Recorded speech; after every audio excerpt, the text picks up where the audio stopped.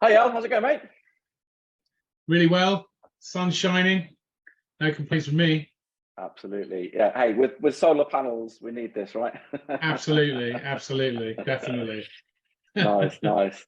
So yeah, thanks for the last well, it was point two, wasn't it, on our marketing lies, you're told. Yeah. So we're on to point three. What can you tell us, Al? Well, that's the moment where it all starts to get real, because the first two are easy, really, if you think about it. I mean, kind of generics. And of course, let's remind ourselves of the first two. The first one was, if you build it, they will come. We know that's not true, sadly. The second, of course, if you launch it, they'll support you. And the third one starts to cut a bit deeper. The third marketing lie, we're told, is that everyone loves you. You're a really lovely fella. People will support you. So it's not just your family letting you down now. It's everyone. And the reason why this happens, it's not personal. It never is. It never is, ever, ever. And one should never take it personally.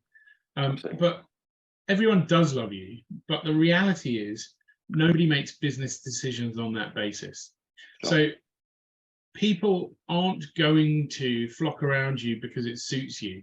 In the same way that happens at the family level, if you launch it, they'd support you. That's lie two. The reality is, yes, people love you. You may be the nicest human being in the world, but that doesn't give you the right to expect them to respond to your marketing. Absolutely. And the minute you feel you have an expectation, you're wrong. Yeah, 100% of the time, because we have no right to expect anything out of an audience. It's our duty to give them what they want, and hopefully we can transact something in return, some data. Maybe they sign up for something or download something, maybe they call us or whatever, come to an event. But the reality is, sadly, you may be loved, but you're not going to grow your business just because everybody loves you. It will help, because people might share your content because they love you a bit more, but the reality is you can't have the expectation. So even if you're the nicest person in the world, don't have the expectation. And the proof, Sam, and it guts everybody, is we all know somebody in our industry that competes with us, that takes lunch off of our table, and they are not nice people and they don't deserve the business. How dare customers go to them?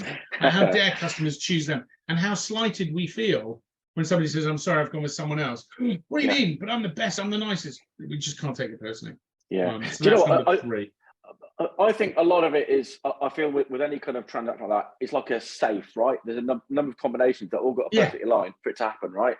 And if people are familiar with the dial, you think you call it on the safe, then they're of course going to pick that one to go for, right? So I guess it's if you're in people's mind, if they like you, then that's all going to add to them making a decision hopefully in your favor. You're definitely more likely to serve people who like you than not. But when we start a business, we rely on our networks. Our first level of network, which is lie two, if you launch it, they'll support you. Our first level on our network is family, friends and family. The third level starts to go out to friends and acquaintances. And so if they love you, it's going to help with the transition.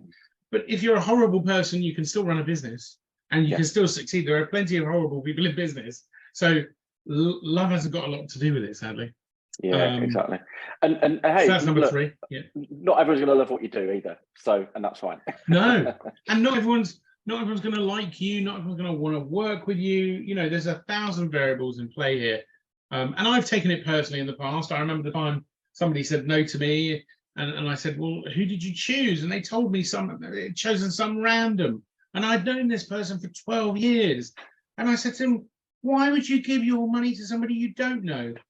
And rightly so, the person came back and said, what I do with my money has nothing to do with anyone else. And they were right. It's not my question. Absolutely. It's not my right to question or challenge. It's a lesson it's a mistake you make once in your life, and hopefully you learn. And you never take it personally. I think certainly, I don't know if it's more, well, I suppose it's in any industry really, people who are close to you don't always expect to favour, but kind of ask things. It's always a bit tricky. And the best projects I've done, some good friends of mine opened a brewery in Margate, Zylo, check it out. And it's like, right, what's your fees? what's this? It's all proper business. And guess what? We're all happy with the results. Everything was paid. Everything's happy. You know, if you try and do something, a discount, or trying to, oh, look, you're my mate, I'll sort you out. It doesn't work. Yeah, So actually, it's terrible. There, right? Yeah, you're absolutely right. It's all about those boundaries. And if you've got a taker who's a mate, I mean, it can be crippling. It can kill your relationship for a start. Yeah.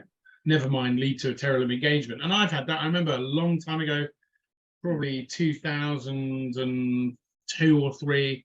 I set a friend. You know, at the time I could build websites way back in the mid 90s. That's what I started doing.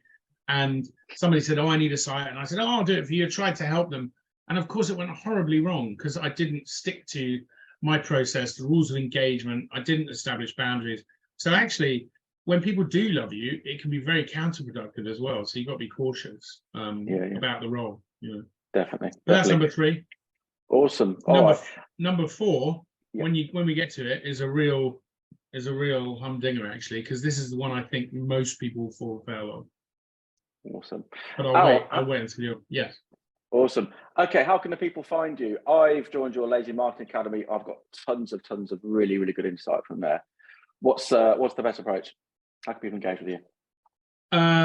It depends when this is going to go out, I guess, because we're about to launch a brand new landing page for the Lazy Marketing Academy. So when will this go out? This could be the first reveal of the new domain. End of June.